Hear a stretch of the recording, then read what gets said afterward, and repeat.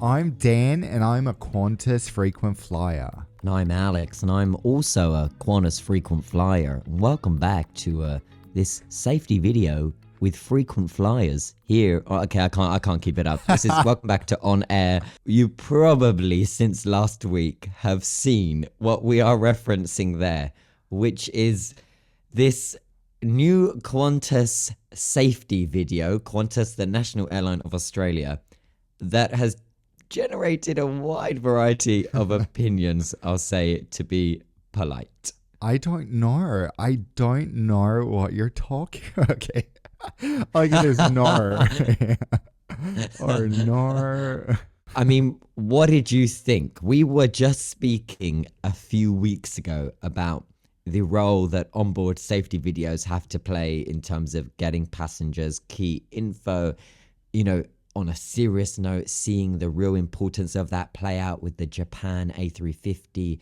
What do you think now that Qantas have come forward with this 10-minute Hollywood production, Dan? Yeah, well, I wish I hadn't read other people's reactions before I watched it, because I saw everyone talking so much shit about it, and I was like, I wish I could have formed my own opinion.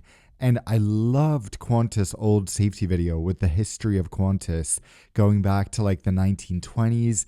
It felt like such a classic, good mix of a safety video and something entertaining.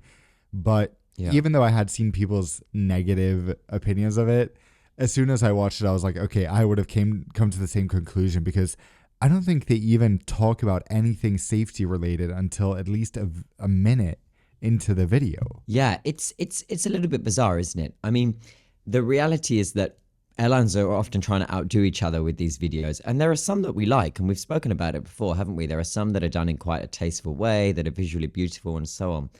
But I'll be honest now, my own personal opinion, there is a lot about this video I just found absolutely bizarre, not least the fact that the video itself, I mean, the storytelling is mostly told by random perfect looking individuals who are simply introduced as, for example, Mark, and then it says underneath Qantas frequent flyer, and then it's like Stephanie, Qantas frequent flyer. So they're totally not just paid actors who they happen to also say, oh, they're Qantas frequent flyers. Totally. I mean, where did they find these? I mean, was there, okay, here we go. If we know we have quite a lot of listeners down under, good day. What we wanted to ask is, if you are members of the Qantas Frequent Flyer program, did you get an email from Qantas with the chance to be in their new safety video? Exactly. Because, I mean, if you didn't, where did they get these guys? Yep, they got them on the actor marketplace. I think that's where. But I mean, it's just so weird how, for some reason, sometimes safety videos can get away with being like promotional, like Air New Zealand does that well.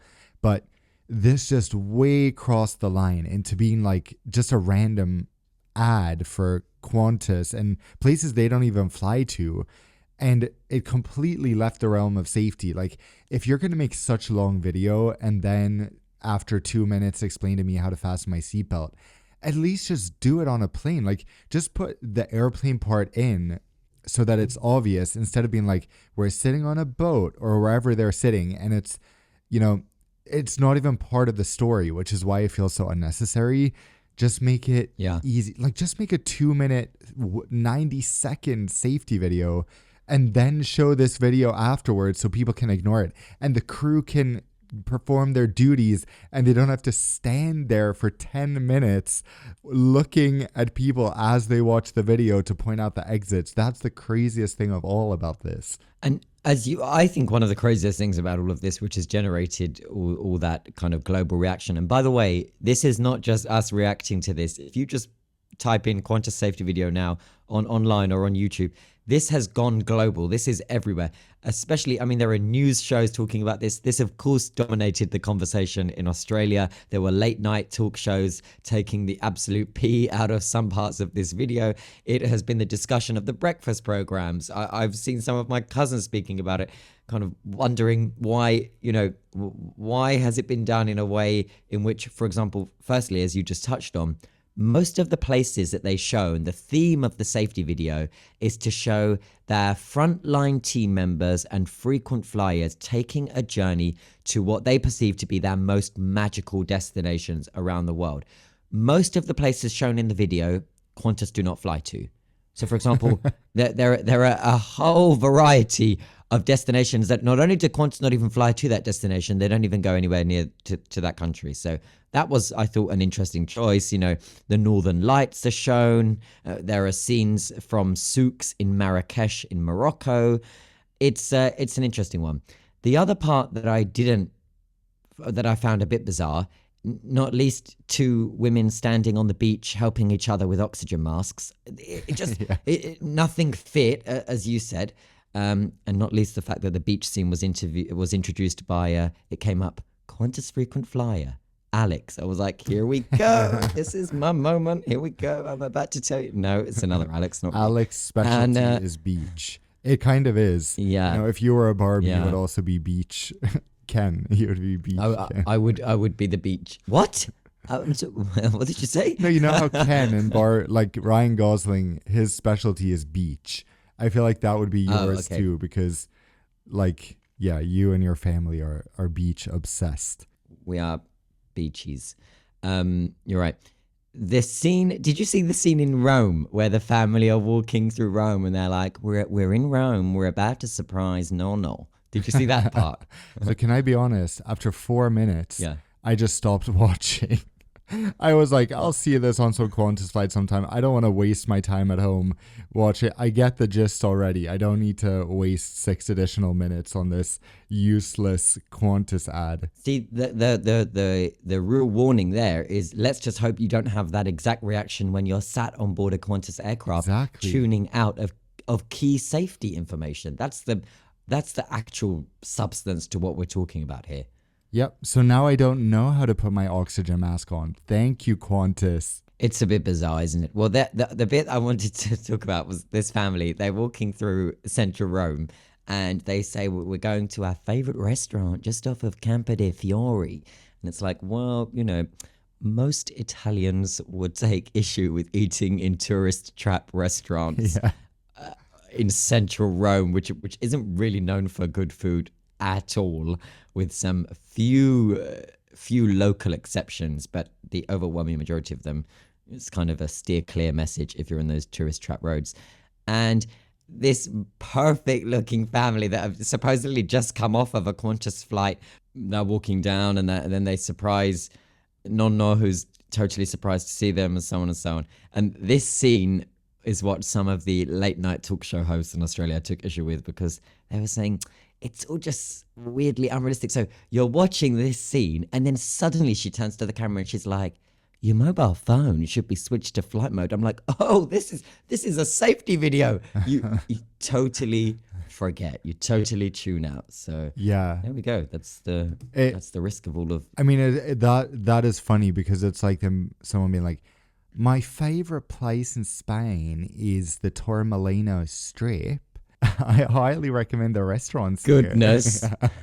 Like, it's literally that type of thing. Anyway. So that's what happened down under. Unfortunate, bad job by Qantas in conveying safety. And we should say the reason for them trying to make this type of frequent flyer and employee-focused video is to help with their PR image. As we've spoken about many times on the podcast, Qantas is not very popular among Australians right now for good reason. But this is sort of supposed to be look, we care about our flyers, we're showing what matters to them, instead of actually addressing what matters to them. That's sort of what the bigger issue is here as well. Have you ever dabbled with the Qantas frequent flyer program? Yeah, I've redeemed a lot of points through it. I've never credited a flight to it, but redeeming points is fine. It's good for some Emirates redemptions. Yeah, that's good. And what's funny is how the relationship has drifted, right, between Qantas and Emirates since those early years when they really kind of paired up and were operating on behalf of each other with all different kinds of levels of partnerships depending on where you were flying to.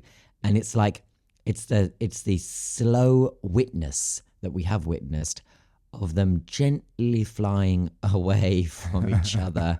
and this agreement that they have being kind of gently unwound in such a way that hasn't been too noticeable. But, if you go back a little over 8 years ago, this was the power couple of the aviation sector long haul kangaroo route, Emirates and Qantas. I know, but it's still interesting to me that Emirates and Qantas are still closer than Qantas and Qatar, even though Qatar is one world, so theoretically they should be much closer. But as far as I'm aware, there's pretty much no cooperation there. In fact, Qatar Airways is partners with Virgin Australia, even though they should be partnered with Qantas.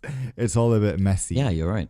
It is. And it's also funny to see how protectionist Australia, which is always quite reluctant to allow foreign carriers, i.e. kind of non-Aussie carriers, to fly into Australia and expand their frequencies. And we documented on the podcast what happened where Australia were kind of found with Alan Joyce, the former Qantas CEO, and the Prime Minister at the time, to have been all working together to ensure that they keep out, in this specific example, Qatar Airways from expanding its operations, citing that it wasn't in the best interest of hardworking Australians and so on and so on.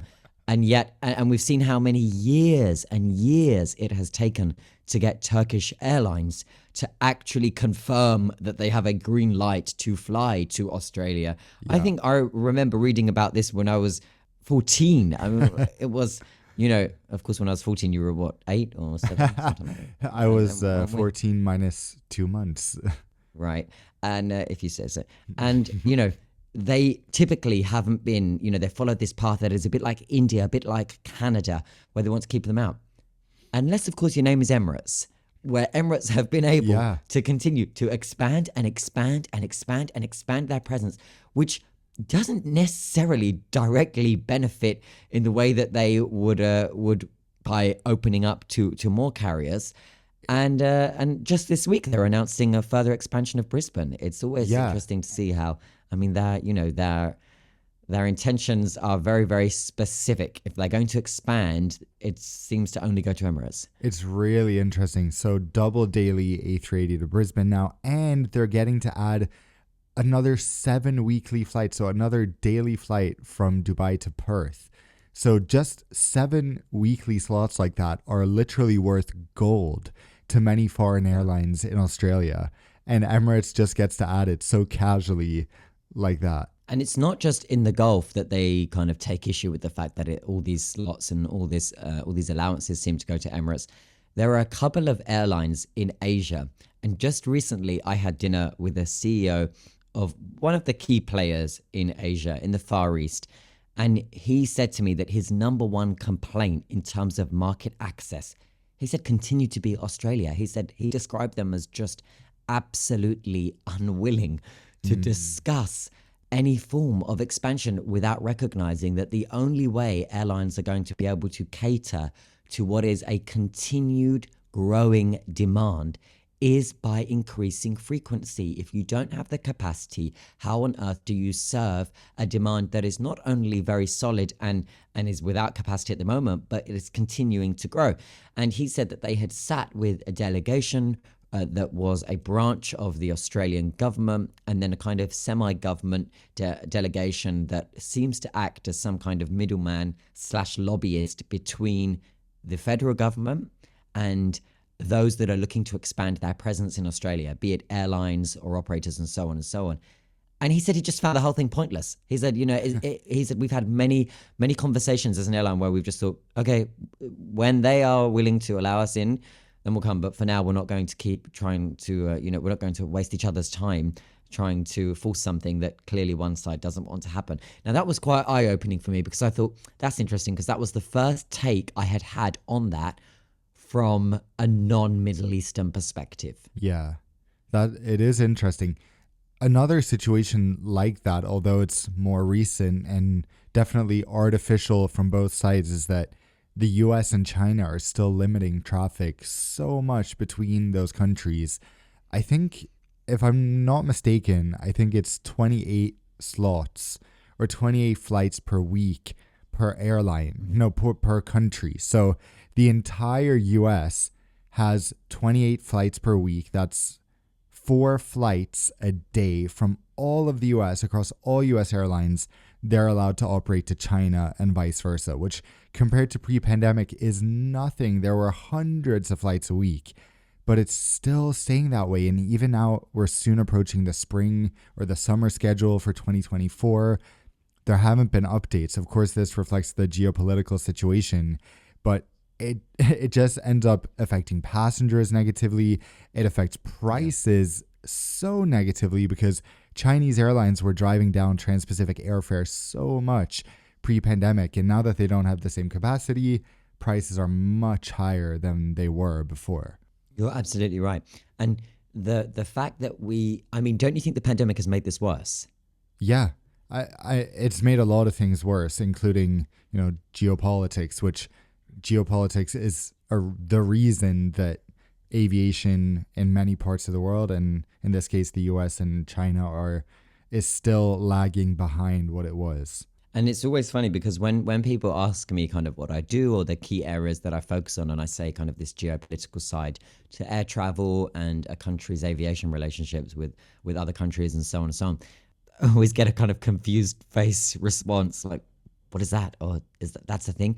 And it's amazing how it's more of a thing than ever since the pandemic, because as we touched on, some countries have just gone way too protectionist in thinking that, if an outside carrier is here, it means that everything in terms of every little bit of revenue attached to that carrier flying here, it stays outside and it doesn't benefit, which is simply not true. I mean, it's such a stupidly inaccurate and simple way of perceiving the potential and recognizing the potential that foreign carriers have in terms of economic growth, in terms of creating local jobs and everything that goes into. Remember that one aircraft arriving from abroad isn't simply benefiting from 300 passengers paying the airline directly and leaving. What about the fact that the airline itself has to pay all kinds of fees to the airport, and then it needs operators, it needs ground handling, it needs catering from that airport, it needs assistance, it needs maintenance, it needs ground staff to operate that check-in and ground areas such as the gate and so on. It needs all kinds of services that local airport there will benefit from the get-go. And that's before the fact that you recognize, you zoom out and you think that this place is now directly linked with this place and one stop away from this place. And, you're facilitating the way in which globalization happens with aviation. The world gets smaller and so on and so on. So yeah, it's just a shame that how much of this has gone the other way since COVID. I know. One thing I was thinking about, it's so crazy that I guess actually 2 years ago even, the idea of flying over Russia on any airline was taken for granted. And we're just like, yeah, of course flights from Europe to Asia go over Russia. And now 2 years after the war in Ukraine started, there's no indication that we'll be flying over Russia anytime soon. In fact, things are just getting worse and worse. So I'm just like, imagine that when we were young, our whole lives, that was just the status quo. Who knows how many years it will be? Will it be 20 years? Will it be our entire lifetime? It's such a scary and weird thought to think that things can change so quickly and for the worse. And just look at another thing we wanted to talk about today, which, well, I guess this is a good segue. Look at Finnair. Their entire business model was around connecting Europe and Asia as the fastest link by using Russian airspace. And now they're in the worst position. And at least, in the beginning of the Ukraine war, they were thinking, all right, this is hopefully a 1 year thing, a few years. But now it's looking like this is the way it's going to be. And their business model, of course, is not viable anymore. Yeah, you're absolutely right. Because as you said, Finnair would market themselves as, quote, the fastest way to Asia. And the only reason they were able to do that is because they had overflight access of Russia's airspace, and the way in which that was revoked overnight as a result of the sanctions that the EU had put onto Russia following the invasion into Ukraine. In the beginning, those things feel temporary, don't they? They think, a few weeks? I mean, doesn't everything major, I guess, in the beginning feel temporary? Remember when COVID first started and it was a few weeks to flatten the curve and, all of that talk. And then, and here we are now with this new reality. I guess the only part of the whole flying over Russia bit that I was always hyper aware of, in terms of knowing that it was kind of a privilege that Russia had given to many carriers, was what they had done to Norwegian Air in the beginning. Do you remember that? Yeah, they weren't allowing them to fly over specifically. Yeah, it was kind of not really, there wasn't really a clear reason, but Norwegian Air found themselves in the weird position that they didn't have Russian overflight access for Russian airspace. And so they were unable to properly get to the Far East as other airlines could. And it was a question mark. And I remember the CEO of Norwegian Air at the time came to London and did a briefing in the Shard. And in the briefing, he was kind of saying that they were just waiting for some kind of green light from the Russian authorities. They didn't know how much of an impact it was going to have if they kept delaying access and so on and so on.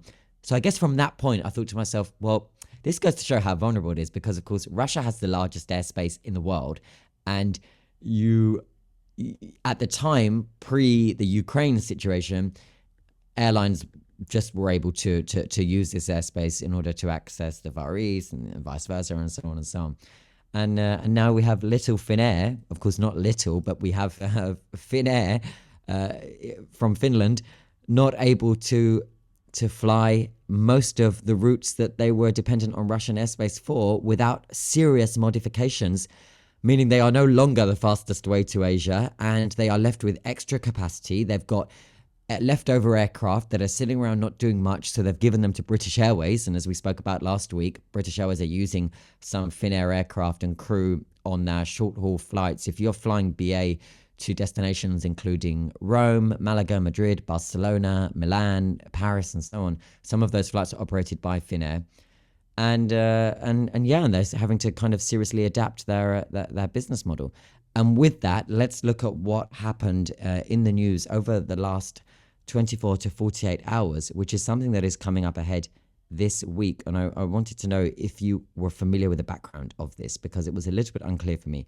But the headline is that in unprecedented news and an unprecedented development, truly, Finnair will essentially shut down most of the airline across all day of the 1st of February and the 2nd of February. So that's suspending almost all flights. And when I say almost all, it's set to be that perhaps a few will operate, but otherwise every single other domestic, short-haul and long-haul flight will be cancelled across the 1st and 2nd of February due to a political strike that's happening in Helsinki, in Finland. And Finnair have also added that any passengers that were routed to fly via Helsinki over these 2 dates are being rerouted elsewhere. They will not even be traveling to Finland in the first place to make that connection. The interesting thing here for poor Finnair is that this is not a protest by anyone at the airline, right? Well, it does include employees of the airline, but this is not an airline strike. So this is not specifically and only the airline union, for example, striking in order to bring Finnair operations to a halt. These are Finnish unions, so wider labour unions, that have been protesting over recent months against the government, which is more right-wing now, their plan to favour local work agreements over centralised work agreements. So basically, the plan, from what I understand, will limit the number of strike, or the capacity to take strike action, and will make it easier for employers to terminate work contracts. So the union that extends far beyond aviation and into many, many other sectors, one of the main labour unions, is the one that is taking the strike action, which severely impacts Finnair's operations, not just because of Finnair employees, from what I understand, but also from, of course, the other key areas of the aviation and air travel ecosystem necessary to having flight operations on the ground, controllers, navigation, and so on and so on. So this is the reason why. And on those 2 days, it means that well over 500 flights are going to be cancelled. Now, on any normal day, Finnair would operate around 280 flights. So Over 2 days, that's just under 600 flights. From what we understand, around 550, at least 550 flights will be cancelled. I mean, you can do the math very easily there, that it seems that if there will be anything operating, it will be a handful. And apparently only those passengers will be told your flight is set to be operating. But otherwise, everyone else has to assume that your flight's not operating and Finnair will be in touch. As from today, Wednesday, that you are listening to this podcast, Finnair will be in touch to come up with alternatives. And the good thing is, this is where I guess the benefit of something like an alliance comes in, right? With oneworld and the capacity to rebook. Yeah, 100%. The thing is, the unfortunate thing in these situations is that you're not eligible for EU compensation when a flight is cancelled due to strike. The EU and the UK obviously have some of the most generous compensation schemes. And Alex, I don't know if I did tell you, but need to tell the listeners, remember about 2 months ago when my British Airways flight was cancelled? Whenever a flight is cancelled, I text Alex and I go, will I get compensation for this? Because even I can't keep track of it. And then usually you know the answer. But in this situation where the flight is cancelled and I choose not to travel and to take a refund instead, it's very unclear, right, in the legislation if you should get compensation or not. It can be a bit of a grey area because unfortunately I have seen both and experienced both examples where, you know, as you say, to voluntarily decide to go your own way and ask for and accept and receive a refund from the airline often exempts you from receiving some kind of compensation that legally in the legislation would have been tied to the fact that you would have to wait for that rebooked flight and so on because you are waiting for your airline to fulfill its contract of flying you from A to B. Your Kuwait example I wasn't so clear, was I? And sorry, this is why you ended up in Doha, right? Yeah, exactly. This is that flight. Yeah. Okay. So thank you, British Airways. We had a nice catch up. So it was a little bit of a grey area, but go on. Yeah. So just explain what happened again quickly. 8 hours before the flight, while I was sleeping away, British Airways decided to cancel my flight from Kuwait to London. Okay, that's fine. The only problem is there was no way they could rebook me until the next day. And I had a million connections on from there on separate tickets and everything. So basically I was screwed. I needed to cancel the ticket because I couldn't accept a rebooking. So I accept the refund, which you're entitled to in that situation, but I incurred all these extra costs. I had a non-refundable hotel booking in London at that point. I needed to book new flights to get to Oslo, where my next ticket was starting.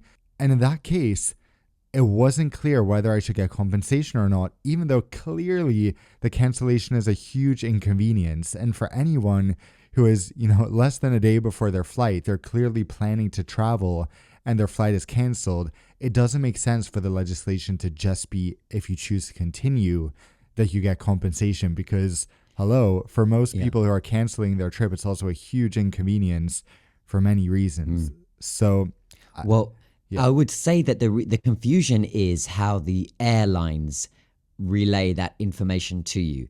But if you were to only look at the legal text around EU261, which is also the mirror law in the UK as well, over flight delays, unless the airline can properly demonstrate some kind of extraordinary circumstance, refunded flights should also, in every scenario, be entitled to compensation because they are compensating you for the level of disruption that they have caused you, not compensating you purely because of what I said, that it's tied to you waiting them for the journey. So when you look at their legal text itself and you look directly, not at the airlines pages, not how they are showing you how they will be paying you, but you focus in on that specifically, the overarching message that I want at least listeners to take from this is that even if you opt to not continue your journey with the airline and you do what Dan did and you get that refund, you should be putting in a claim for EU261 in order to receive compensation.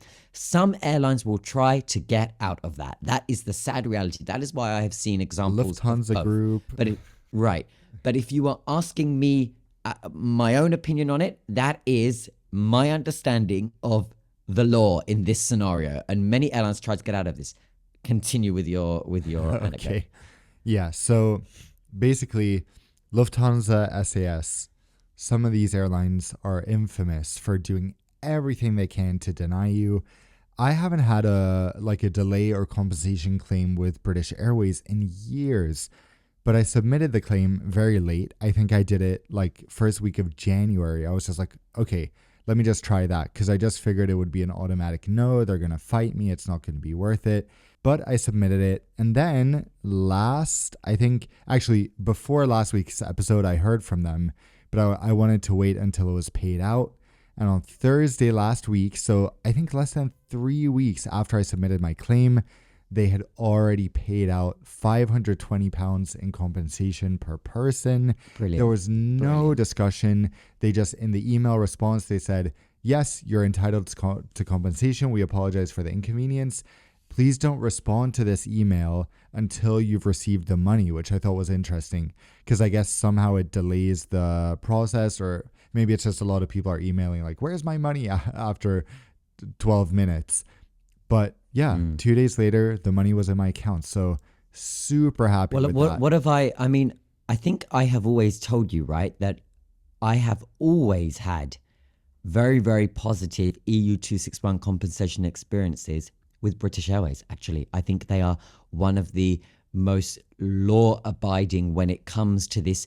Only in recent years, I think if you go back beyond 3 years ago, they were a nightmare, citing extraordinary circumstance for everything. And there was an individual, I can't remember if I've said this on the podcast. Did I tell you once about the individual who I encouraged that he definitely had a case, and he took British Airways to court and won because he had claimed that his flights were cancelled because British Airways did not have sufficient de-icers, so de-icing equipment at Heathrow on that day, nor did they have de-icing operators, which is what cancelled his flight. It wasn't the weather, the teeny tiny bit of snow that had fallen 3 days prior. BA kept saying, nope, it was snow, it was extraordinary circumstance, we were in bad weather, it was blah, blah, blah, blah, blah, they will not be paying anything. He came to me, he said to me, this was back in 2017, he said to me, but I know for a fact, and I can demonstrate through XYZ that it was down to de-icing equipment. And I mean, he was a guy in the know, let's say. Yeah. And I reviewed his documents and I said to him, you should go for it. And 6 months later, he messaged me on Twitter. I'd totally forgotten it. He messaged me on Twitter saying, I took British Airways to court and they let it go to court and I won. Nice. And I thought, wow, that's amazing. That was an amazing scenario. But in recent years, I think they've been really good with paying out. I don't think they've been wriggling out of the legislation, just like how the other European airlines have. So I wasn't surprised, in a very pleasant way, that BA just paid you for the compensation you were owed super quickly. And remember that you just said to the listeners now, I waited until January. No, you're not Australian. I don't know why I did that. You said I waited until January so it was quite a long time after. Remember that if you are filing a claim for compensation with EU261, so either across the EU or the UK 261, right? Or UK, yeah. Your claims are valid for up to 6 years. So if you have had any flight delay or cancellation over the last 6 years that you believe you were entitled to compensation because, for example, the flight was delayed 3 hours or more, and so on, so long as you have the supporting documents to be able to demonstrate that, you can put that claim in. It's 6 years for a reason. And these are really those type of schemes where, although this is incredibly costly for airlines, and of course we advocate for airlines, at the same time, we advocate for the consumer, right? And you guys are the consumers. So use these laws while they exist, because they are really the type of thing that airlines would like to be seen gone. And Michael O'Leary at Ryanair doesn't want any of you knowing any of this. Certainly not that we can go back 6 years. So use it while it's there, because these consumer laws that are there to protect you. And you've spent your hard-earned cash at these airlines, so they should be fulfilling their contracts wherever possible. Amen. So now that you're all going to go and become millionaires on compensation, let's go on to more Q&A. This question came via Instagram. It's from Sam. He says, Alex, I want to ask about UAP, or which are unidentified aerial phenomena. Basically what we used to call UFOs, impacting air safety in the commercial aviation sector. Sam says, quote, I know plenty of pilots out at a US Coast Guard base who have had close encounters, and I also know some commercial pilots who have seen them over the North Atlantic. Many pilots are worried about reporting these issues due to the stigma associated with the topic. What are your thoughts? And he's ended it by saying, I love listening to the podcast every week and look forward to tomorrow's episode and more Gothenburg. Thank you, Sam. I just have to say, I love that this question is like, not do you think aliens exist? It's do you think aliens pose a threat to aviation?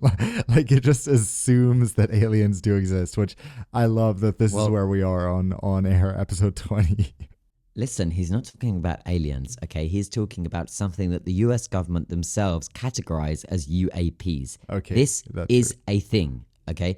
How much do you know about this? Have you seen anything? Have you... Well, I try to, as I've said before, I try to not read many things that are supposed to make you suspicious about this or that because I just don't want to spend my time on that. But, you know, occasionally you see stories and then some people try to debunk them or explain what it is. Usually, I mean, based on what I've read, it seems like, okay, someone saw a drone or someone saw a flash of light or something that they mistakenly identify for something that they think is more serious. But at the same time, you hear stories that, you know, are pretty convincing. I don't know. I'm really curious to hear what you think about this. Okay, so I find this topic incredibly interesting, mainly following, prior to this I didn't, but mainly following a long interview I had listened to while driving. This was an interview that came out in May 2022, and I was listening to it sometime in June. Actually, we're driving through Spain to France, and listening to this in the car, I mean, that was like the fastest hour and a half ever because it was gripping. It was an interview with the former director of Atip. Atip was this government study program known as the Advanced Aerospace Threat Identification Program, which as an organization that is an effort funded by the US government would categorize and classify and document all different reporting from around the US specifically on different, well, at the time they called UFOs, but they changed the name because of the weird association. When we think of UFO, we think of a flying saucer with like a green dude hanging out the top of it. They changed it to UAPs, which are these unexplained aerial phenomena, because are we seeing objects or are we seeing something that is not tangible, for example, and so on. Anyway, it was an interview. I highly, highly encourage you listen to it. Now, it was interviewed with Megyn Kelly. She is the former Fox News anchor. She hosted one of the presidential debates during the election season quite a few years ago. She now has a show, the Megyn Kelly Show. This was a masterclass interview with Lou, who is the former director of ATIP, where he spoke about the first congressional hearing about UAPs. It was the first one to happen in 50 years. And he goes into detail, playing clips, citing the evidence of some of these Air Force veterans that have been there for years. And the common theme in all of their reporting over years is that when they see these UAPs or they make these UAP reports, not only are they absolutely just in shock themselves, but they're all saying the same thing. They all say they see in these scenarios, they see these tic-tac shaped devices that are able to jump around and cross distances that are equivalent to jumping from London to Madrid in seconds, appearing on radar, almost playing with them, approaching and then zipping away and appearing on a radar on the other side of the state or even the other side of the United States. And it remains unexplained. it's very difficult for me to get across without you having listened to this. So I would say go on to YouTube, type in Uncovering the UAP Mystery, Megyn Kelly. Don't hang around because you want to hear her take on it, because she actually doesn't give her take on it. She asks the questions that we would want to know, because she starts off saying, what is this? This is ridiculous. And I think she ends it by thinking, this is insane. This is unbelievable. And that was also my thing with this. Have you heard about these kind of tic-tac looking devices that are able to kind of zip on radar from one side to the other? Have you seen the reporting about that? But I cannot wait to listen to this this thing you're talking about, and we can discuss it more in future episodes. If I say to you, Dan, it is gripping. Like, I'm quite a skeptical person. I remember playing this in the car and thinking, I'm going to hear some loony going on about, UFOs are real and blah, blah. And there's this one old guy who said it's real. But the level of documented evidence can only demonstrate that they are seeing something. Are they seeing a UFO? I don't know. Are they seeing a UAP? I'm not sure. Are they seeing, and they're very open to this idea, are they seeing incredibly sophisticated levels of transportation that we are not even aware of from the likes of, for example, China? Who knows? And they don't come to a conclusion, but just sticking around to hear the evidence is absolutely fascinating. And this is where I guess Sam's question comes from, because he is saying that himself, he knows, quote, plenty of pilots out at US Coast Guard bases who have had these close encounters. And he even knows some commercial pilots who have seen them over the North Atlantic. This is consistent with everything that the Atip guy said. Give it a listen, then we'll come back and we'll discuss. Okay, I can't wait. Just finish listening to this episode first, guys. Let's move on with questions. So, Ansile asks, just a quick question. What is the reason for the DC-3 on the podcast cover artwork? Why not a 747? Oh, okay. I like that because we loved the retro look. That's the answer. Retro airline. We were going for retro, which is kind of like the golden age of flying look. And we hope to be your golden age of podcast. And also, didn't we have a discussion in the early days how we were absolutely clear it wouldn't be an Airbus or Boeing aircraft in order to not show solidarity with either? Yeah, preference. Yeah. I think it turned out perfect. Speaking of that, don't forget to rate the podcast, guys. It is really helpful and we appreciate it. Definitely. This question says, this has come from Rick. He says, hi, Alex and Dan. I love the podcast. My question I heard in an interview with CEO of Ryanair, Michael O'Leary, is that he might consider to pull out of the German market due to high taxation. This would leave a huge gap for other competitors to jump. Who would you think is brave enough to take the risk if it happens? So I think his question means, who would you think is brave enough to take the jump to fill a gap if Ryanair were to follow through with their threats of pulling out of Germany due to the costs involved with operating? O'Leary is known for making threats to, work to his advantage. So I wouldn't necessarily think that there's any actual indication they're going to pull out of Germany. And if they did, I don't think there's necessarily some airline that's just going to fill the void. I think Lufthansa will be dancing around saying, we won, and just raise prices even more. But yeah, Germany is a difficult market due to their high fees. Airports are not very accommodating to the likes of Ryanair, who want to negotiate lower fees.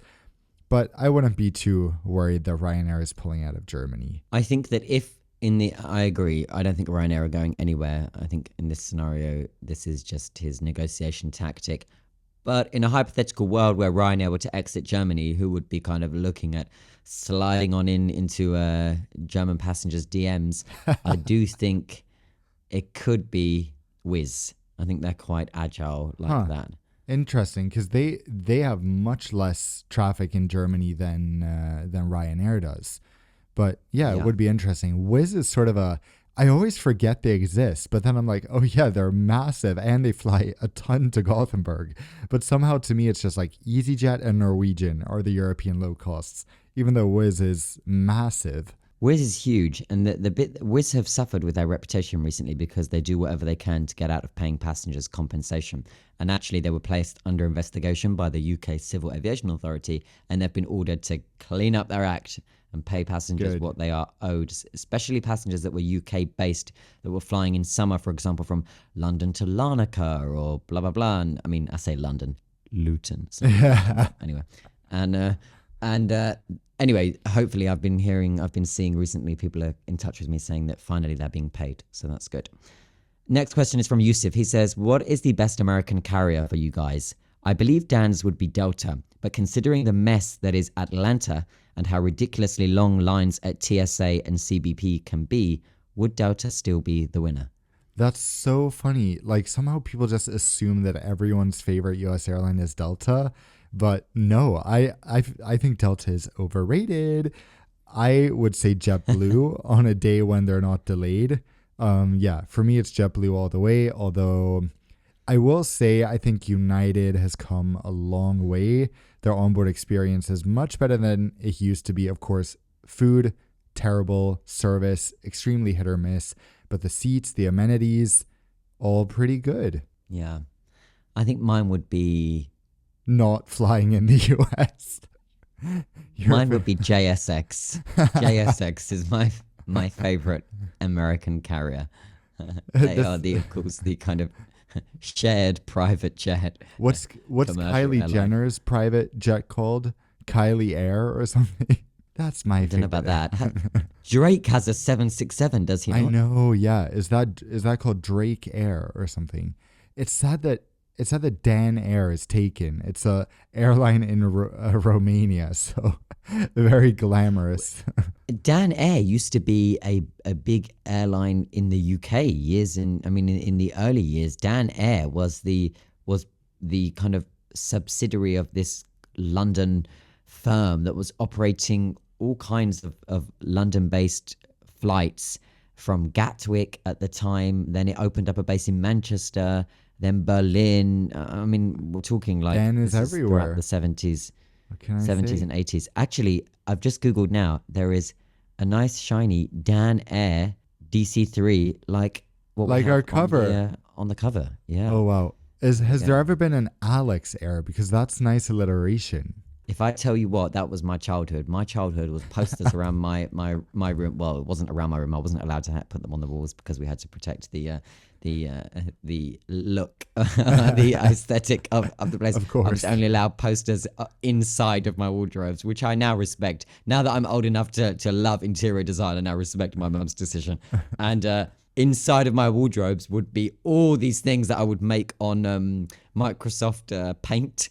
Oh, God, throwback. You remember? Yeah. Yeah, and it would all be cutouts of aircraft with Alex Airlines on it. I mean, I have a whole manual. Alex Airlines was absolutely a thing throughout my childhood. But as far as I know, there is no Alex Air. And but that's a great name for an... Goodness, can you imagine if they did like what they did to Ryan and they just make it an extreme low-cost carrier? I think I would cry. Okay, I am starting that now. Everyone, let's register it.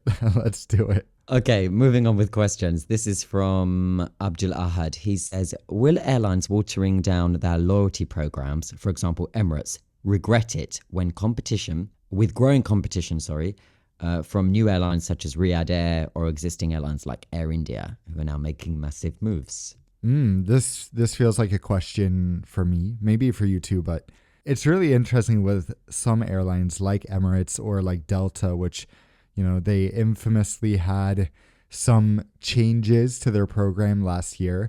We always see when times are good in the industry, airlines become cocky and they reinvent their loyalty programs for the worse. When times are bad, they're suddenly generous.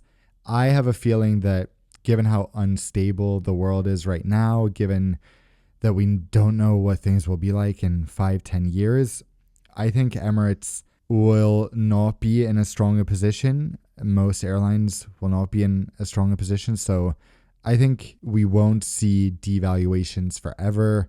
And specifically in the case of Middle Eastern airlines that are so reliant on Europe and Asia remaining the way they are and people traveling a lot, it is a tough and vulnerable position to be in. So you need to be able to react and catch people's loyalty when you can. No, I think that's perfectly answered.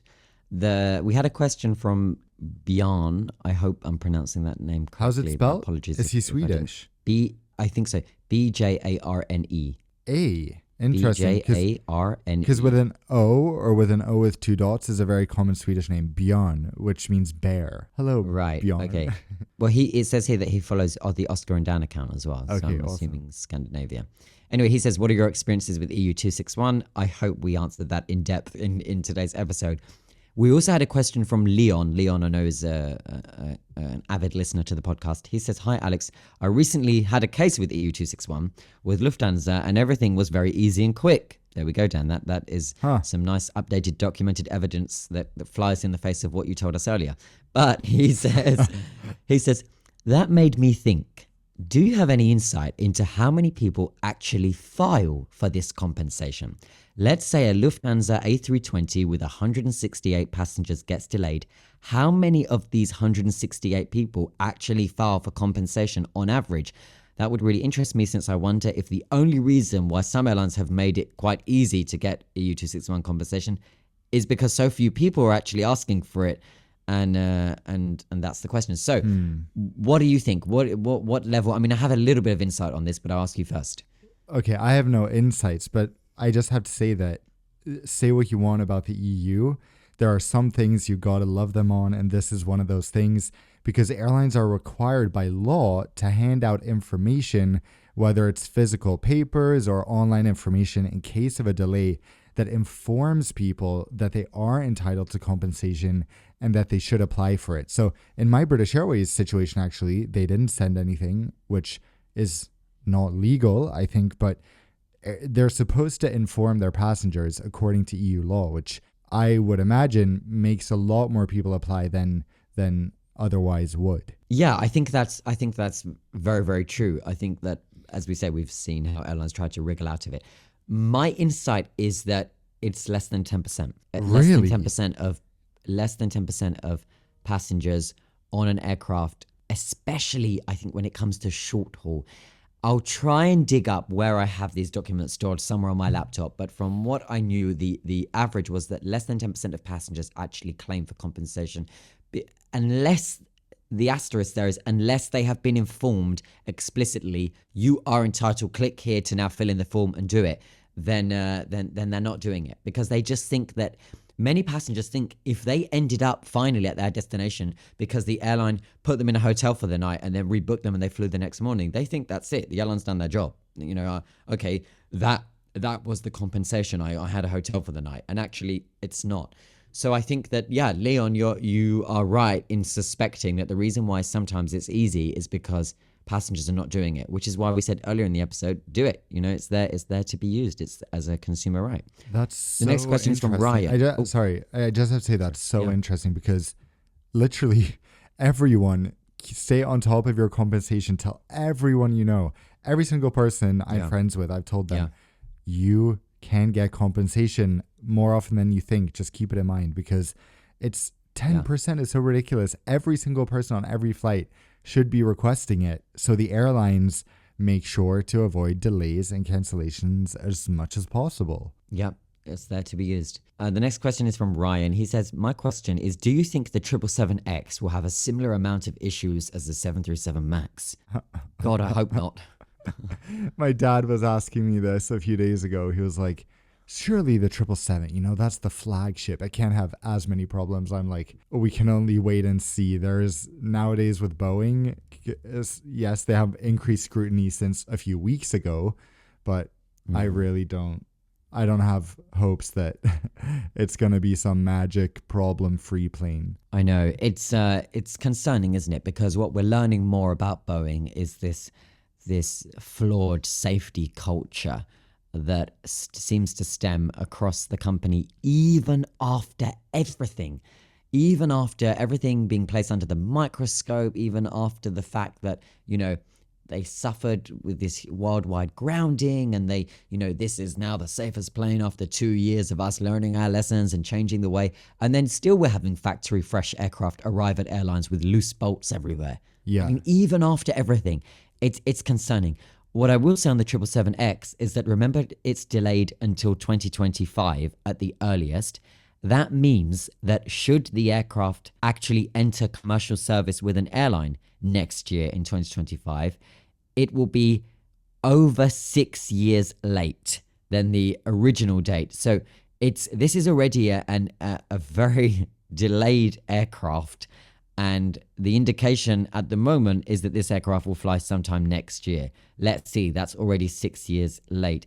Also, the most recent documented evidence in terms of the progression of the 777X is that back in November, I think it was in November 2022, there were some issues found on the G9X engine, which is one of the engines that was powering one of the 4 test 777-9 aircraft, and it suffered a tech issue, and it was kind of documented as this is something they're working on. I mean, these are why flight test campaigns happen. These are why they trial all of this before they enter commercial service.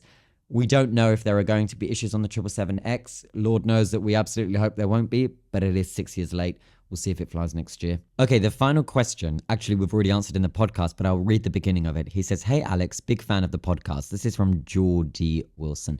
He says, "I listened to the Christmas episode on a domestic flight in Madagascar from Antananarivo to Morondava on an ATR 72 operated by Saridia, a subsidiary of Air Madagascar." That is very cool. I like that. You listened to our Christmas episode on a domestic flight in Madagascar on an ATR 72.